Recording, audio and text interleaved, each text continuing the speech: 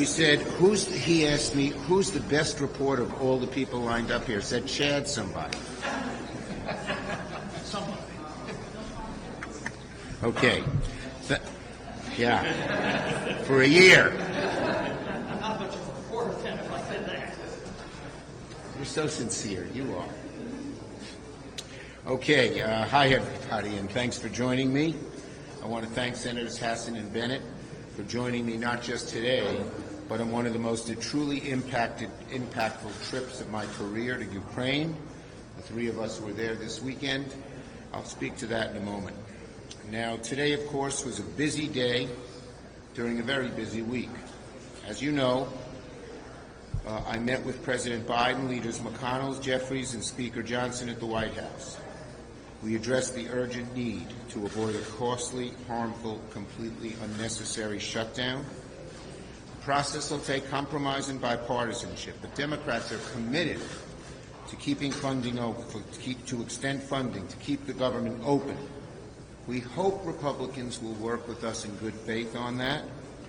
It was very clear to everyone in the room. And look, the meeting was a positive meeting. I think Speaker Johnson, on the one hand, is in a very difficult position. He's got these 30 hard-right, MAGA Republicans who want the government to shut down, who just want to be destructive and cause chaos. My argument is that that would be disaster, not only for the country, but for his party. And I hope he knows that. We hope he will join us. Everyone else in the room talked about avoiding the shutdown. President, Vice President, Jeffries, McConnell, and I. And we got some positive vibes on that issue, although we're still not there yet. Okay? On Ukraine, there, the meeting was passionate. It was intense.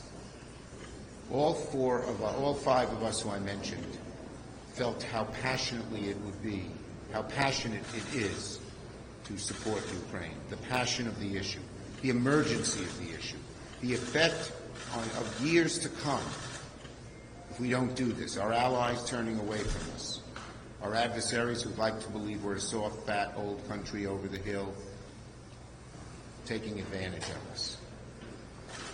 And I said, too, I was very sincere to Speaker Johnson. I said, if you vote again, if you are the one stopping this, no matter what the immediate consequences, 2 years from now and for the rest of your life, you will regret it, because it will be such a changing point in America and our strength and our ability to get what we need done.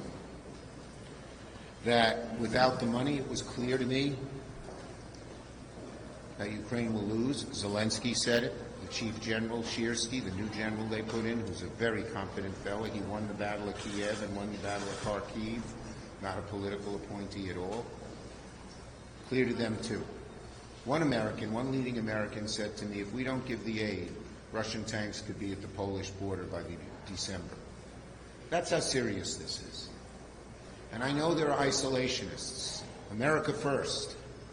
Well, that's sort of like what we saw in 1938. It's not an exact analogy. But those isolationists who feel that autocrats, if we leave them alone, they'll leave us alone, have just been proven wrong by history over again. And so we will pay a price. And the intensity, you could cut the intensity in that room with a knife. It was palpable. I felt very strongly. President Hakeem McConnell, who was the first speaker. And we all urged. Speaker Johnson said he wants to come up with a way to fund Ukraine. He's got a difficulty in his caucus. We made it clear to him that we believe that if the bill came to the floor, it would get all the votes that it needed and some. And so again, I said to him, we cannot let these hard-right people who are so out of the mainstream of the Republican Party and of the country dictate what happens. Plain and simple. So, I mean, it was just, it was such a fact. It's going to stay with me the rest of my life. The three of us, one of the moving moments, we went to a gravesite, a recent gravesite with the two leading Ukrainian generals who were laying flowers. And there were over 200 graves, and each one had a picture of the recently deceased on it. They were young, they were old, they were men, they were women. But right to the left of this gravesite, which it was a parking lot 4 months ago, they were digging 100 new graves. The Ukrainian people are brave, strong, and will win, not unless they get the weaponry. I'll just give 2 little examples of Ukrainian army officers I talked to. One is an expert in drones that find where the Russian artillery is. More advanced than American. We use theirs. But he says, I have no ammunition once we find them to shut down the Russian artillery. And another talked about how the Russian artillery can fire 25 kilometers, the Ukrainian can only fire 15 kilometers. So the Russians station their artillery beyond the 15-kilometer range of the Ukrainian, and they just wipe out the Ukrainian artillery.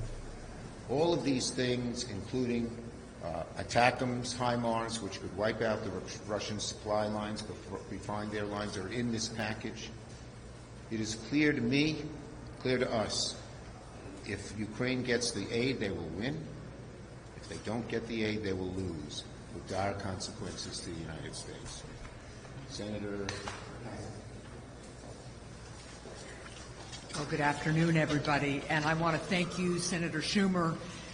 It was a real privilege to join you and Senator Bennett and our other colleagues as we visited Ukraine. Since Putin launched what is a brutal, unprovoked, and unjustified invasion of Ukraine 2 years ago, the Ukrainian people have defied overwhelming odds. Now they're running dangerously low on arms and ammunition, and they need our support today. They needed it yesterday. They needed it before that. President Zelensky made clear to us that unless the United States gives Ukraine the weapons and ammunition that they need, Putin will win. We can't afford to allow Putin to win in Ukraine and gain more territory and more power. Putin is an evil autocrat whose violent ambitions have cost the lives of tens of thousands of Ukrainians, and he is not going to stop with conquering Ukraine. Victory for Putin would be devastating for our national security and would embolden authoritarians across the globe, including in Iran and North Korea and China. Yet at the behest of Donald Trump, Republican leaders have sided with Putin in refusing to get aid to Ukraine. My father was a World War II veteran. He survived the Battle of the Bulge. He taught me that evil cannot be appeased. It must be confronted. And let me be very, very clear. History is not kind to those who appease or accommodate violent tyranny. This shouldn't be a partisan issue. I come from the live free or die state. And I know that standing up to tyrants, keeping our country strong, and defending freedom are values that unite all of us as Americans. My Republican colleagues in the House should follow the bipartisan example set by many of their colleagues here in the Senate, and they should pass this bipartisan security package without delay. This is really, really urgent. With this aid, Ukraine will win. Without it, Putin will. Thank you. Thank you, Senator Passek. Senator Bennett. That's the voice of God back there. Thank you, Leader, for giving me the opportunity to speak a little, and for the trip, Maggie. It's wonderful to be with you. 2 things struck in my mind. One was something that Chuck already mentioned, which was the visit to this graveyard, where we went, and there was half of the graveyard was filled with Ukrainian graves that had just been put there. There were flowers, fresh flowers on the grave. The Ukrainian flag was flapping in the wind above these graves. And then I looked over and I realized what I was looking at, which was a parking lot, the other half of which had been paved up for the next set of graves that were going to be buried there in Lviv. This wasn't close to the front. This is a city in the western part of Ukraine, but that's the daily ritual that is going on there as we have this debate here about this government shutdown. The other thing that was striking to me was the meeting that we had with President Zelensky and his team. Here's a guy who 3 years ago was a television actor. He didn't ask for this invasion. His people didn't ask for this invasion. The entire weight of the world, I've said this to him, the entire weight of the world had fallen on his shoulders. And what he has done, and what he would say the American people have done, the bravery of the Ukrainian armed forces, has exceeded every single reasonable expectation that anybody could have had of them. They've taken back more than half the territory that Putin stole from them. They won battle after battle. Chuck Schumer just mentioned some of them that they were not expected to lose. They've thrown Putin essentially out of the Black Sea with no navy of their own. It's almost hard to imagine to open up wheat for the rest of the world. So nobody could have asked them to do anything differently. They've done it with our support. They've done it with our help. And their fight is not just for Ukraine. It's for democracy and it's for the West. And we have a decision to make here about this. I believe that Ukraine can win this battle. That is what we heard. The Ukraine can win this battle. If we fail to provide them with the aid, they will lose this battle. That is what is at stake. I've heard some colleagues around this place say, well, we don't know if they can win. What we do know is they will surely lose if we don't provide them this aid. And they have, I believe we have a moral obligation to defend them the way they've defended our democracy. But even if you don't believe that, it is clearly in our national security interest to do this, because the rest of the world, if they see us walk away from this now, after Europe has already re-upped another $50 billion, they will conclude that we are going to abandon our allies, that we are going to abandon democracy. And Xi Jinping is sitting in Beijing right now wondering what we're going to do. And Vladimir Putin is assassinating his most significant political rival while we're all in Munich just to say F you to the West and to the United States and to say he's winning and we're losing. The stakes could not be higher, and we have to find a way to get this done. In the Senate, we had 22 Republicans who supported this. We got 70 votes to do this.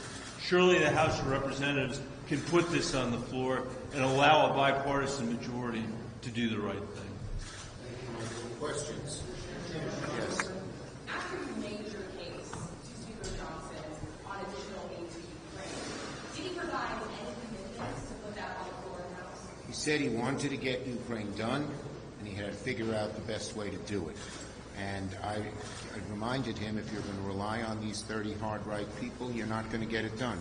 The fact is, in the House, for just about, given the 30 hard-right and transigent people, the only way Johnson can get anything done is with Democrats. And I've said to him, even from my first call with him, the only way we get things done here is in a bipartisan way. And I think he probably understands that on border. I hope he understands it on Ukraine. Not you, Jim. I'm well aware. McConnell and Kuhn both said there should be a full Senate trial for Alejandro Mayorkas. How are you going to handle it? Will there be a motion to dismiss, or would you refer to an evidentiary committee like has been done in the past? Look, as I've said, the impeachment of Mayorkas is absurd. There's not one drop of evidence that leads to any kind of charge of impeachment, and we're going to handle it in the best way possible. Yes, young lady. How close to being finished in your view are the foreign appropriations bills set to expire on Friday? They're getting closer. I mean, obviously what happens is people say, well, we'll add this. I got to go back and look. No, not this. Well, add that. No, that. So it takes a while. But we're greatly narrowing the ground of where the disputes are. A key here is making sure that the government doesn't shut down, which means extending government funding after the deadlines if we can't reach agreement. Yes. Well, then you don't have to have one. He's such an honest fellow. How could you? Yeah.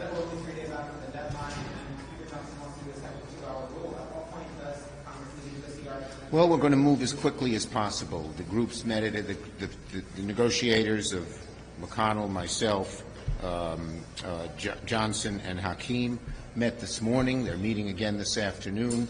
We're getting closer. We're getting closer. Yes.